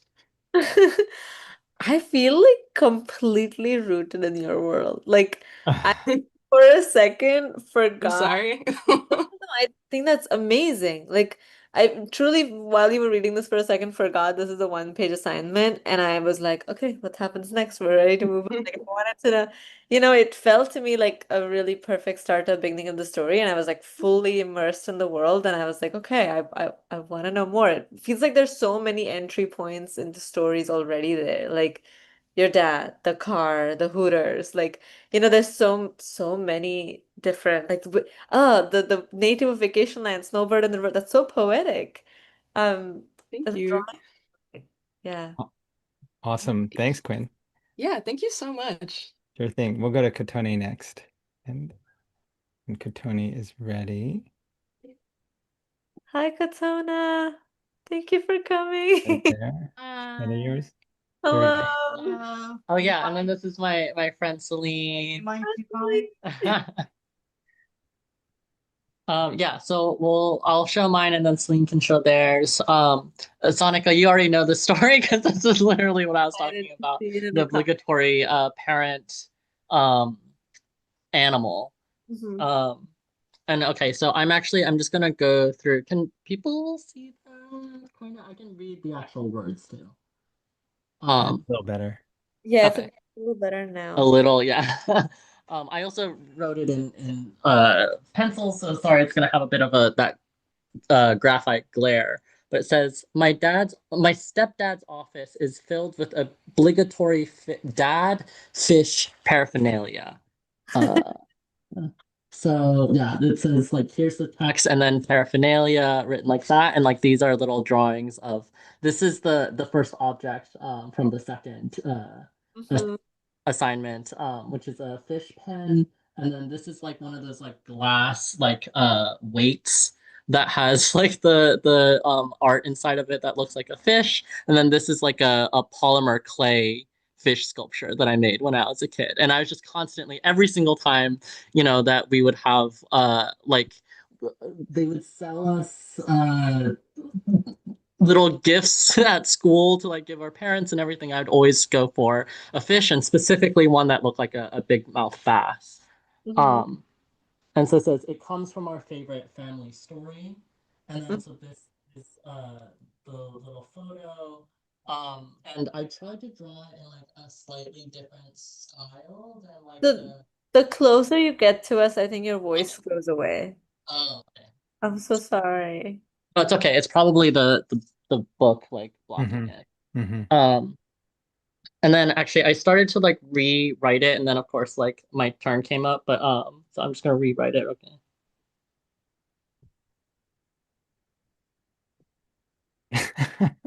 Sorry. Okay. So then it says, he would always tell it surrounded by his North Carolina family and their obligatory frog and pig paraphernalia. Oh, cool.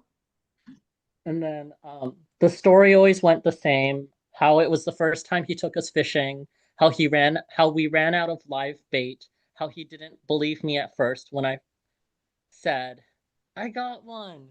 And so this part looks like this, and then this is the text assignment with him Mm, saying it together. I tried to make our mouths look. Oh, and then also the little Winnie the Pooh. His mouth is saying Oh. it. And so this is from this assignment. I got one. And then yeah, how he didn't believe me at first when I said I got one until we all saw it jump. Oh my God. I first of all, I love how the I got one feels like a skywriting. And then like the jump comes up over the top. Like, oh, what if the word jump wasn't bubble letters and it also formed the shape of a fish? Yeah. I like wrote jump first, and then I was like, oh wait, it definitely should. Oh, I do see it. Yeah. So I I love like, oh, this glare. Hold on. it. How can I? I don't know if you can. Oh, There you I see go. Keep it in. it. Yeah. Oh So I yeah, did write the cool. bubble letters Perfect. first, and then I was like, this definitely should be a fish. So I think if I were to actually develop it, then it would be that how to make jump into fish would be a Mm, project in of itself. that's You so will see Thanks. that. so cool. Thanks, Wait, Katona. All Wayne, you right. want to do yours? Yeah. Okay. We've got three more with hands up. We'll have to finish up with those three. Okay. Hi. So we Hello. came in late. Oh my God. Can you even see? A little bit. Maybe you read it and then we'll be able to see the images only because it's hard to read. Yeah. Okay. So says rally now, and this is my friend Kate, and she said I feel major FOMO for not going to that rally. I say, why do you think that? Where do you think that guilt is coming from? And then I put an annotation that she's working for a national org of reproductive justice for Latinx women. She also is on the board of an abortion fund and also is doing doula training. And she says, I guess because I get paid to do this work, I feel like I need to make it up to those who don't. And then I have this panel here where she says that somebody texted her that ICE might have been near where she was living. And so she immediately jumped in the car while she was in her PJs. And then I say to her, I need you to hear this, that your willingness to do this means so much more than how many rallies you go to. And then kind of all going that I was telling the story and I was saying, yeah, Kate is pretty awesome. And then I was telling somebody and they're like, she's so lucky to have a friend like you to tell her that. Aw, this is important. Thanks. Please tell your friend Kate. I really appreciate that too. But yeah, that's awesome. Awesome. Yeah. Thanks so much. Nice to have two in one. All right. We've got Bye. I love like the speech bubble section, like the story section, the story in the story. all right. We'll go to Zareen next. Hi, Zareen. Hi. Cool. I'll try to make this quick. So this is a story that my parents told me about when they came to America. So when my parents came to America from Bangladesh, everything was new to them. New music, new clothes, and of course, new food. The holy grail of American food, Mickey D's. Coming from a Muslim country, they had to learn how to decode and spot hidden haram food. So there's a little haram or not, and someone's answering bacon is haram, um, and put it to the test out in the wild. So my dad's like entering a shop and looking up at the menu. So it's like the McDonald's menu. There's like hamburgers, fries, Coke, everything. And he goes up to the cashier and he says, "Hi, I'll have the hamburger, but hold the ham." And the guy's like, I don't think we do that. It turned out not everything in America could be taken at face value. Wow. I love the game show medium of, framing.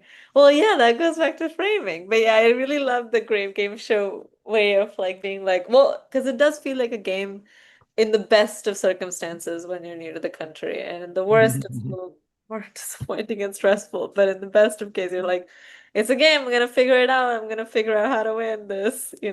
That's really cool. Yeah, like decoding all those words. What do they mean?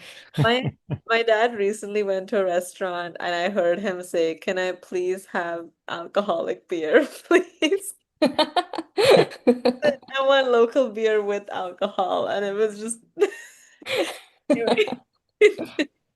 All right. Awesome. I love that. Thank Thank you, you. Zareen. All right. Nice to see you. All right. We'll go to Ellen next if Ellen is ready. There we go. Hang on a second. Great. So I said, like any family, our group house has cherished objects and passed down lore, including a expired for loco can that somehow predates me in the house. And then this frog that an old roommate bought at an estate sale that we joke is our landlord. Um, and so I've lived in the house for 6 years, and during that time, I've lived with, began to love, and said goodbye to 7 roommates. And I currently live with friends and a dog now who feel like family, but I wonder when it'll end again. Oh, Mm. wow, that's so precious. A lot of these are making me cry. I don't know. I feel like something like comics just slow down time in a way that you feel like I feel Yeah. like I'm on your journey with you. I love the detail about the frog who's your landlord. Awesome. Thanks, Ellen. Yeah, that's perfect. I love the page flip too. That works really well. The Um, color. uh-huh. Okay, if Jillian is ready, we'll go to Jillian and then that'll be it. Awesome. See. Let me share my screen. Okay, can y'all see it? Um, cool. So this is about a conversation I had with my sister earlier this week. She said, "Mom bought us Pride socks, by the way." LOL, on purpose? Incoming call. Did I ever tell you about the time I came out? No. When I came out, it hadn't gone well. And then she said, "My children aren't Bombas so nice." Yeah, I guess. Also, have you seen the dog socks? But honestly, socks are a pretty good gift. So now you have socks to thank me for. And that's my comic. Oh my God. Oh, well, Jillian, I'm already like a really big fan of your work. And it's really exciting for me to get to see your process. And I love how this moves across the page and also what Yeah. a dream. If my mom got me Pride socks, that would be incredible. And I also love how the socks are so huge at the end and you get to see the rainbows on them. Thank you so much. Good. A limited color palette. And I know exactly who's saying what. So awesome. Yeah, I love that color palette was really beautiful too. Um, wow, Sanika, thank you so much. This was a real delight and so many great family stories. And I wrote down, I love what you said, by the way, about death. You said there's always gracelessness and humor in death. I'm like, oh my God, what a philosopher you Uh, are. maybe I should write it down before I forget it forever. Well, I'll take a photograph, but um, And thanks so well, much for having me. yeah, I'm sure. so inspired by everyone here. Like, I can't believe y'all came up with just incredible stories in this time. I personally have a really hard time multitasking and like making a comic while teaching a class. I simply cannot. I So yeah, I'm gonna leave it at, I mean I did something but it's not very good. But I'm just so happy to get to listen to y'all and thanks so much for sharing your stories with me. Thank you. So what are you working on now, or what can we get from you? I put your website in the chat a bunch, so maybe just tell us what to look for or what Yeah, you're. I'm working on issue 2 of Wedding Mhm. Jeans. So the dad underwear story is from that book. And it's coming out on September 13th at Small Press Expo but I'm also just gonna start. I realized that I love mailing books to people, and so just like have started asking me on Instagram if they want a book, and I'll get their address and ship them a book. So yeah, so September 13th is when it comes out.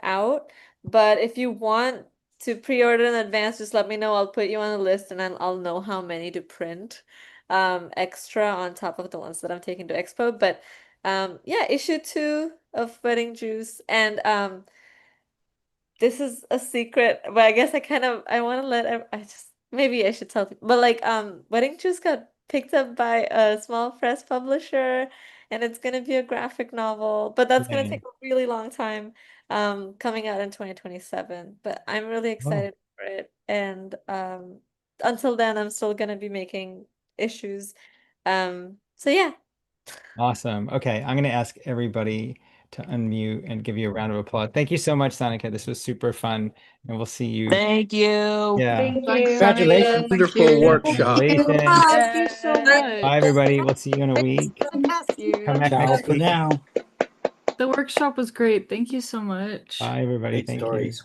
Made me bring out all my comics. I Thank you, want to bring out. Sanika. So great to have a workshop with you again. Thank you for coming back.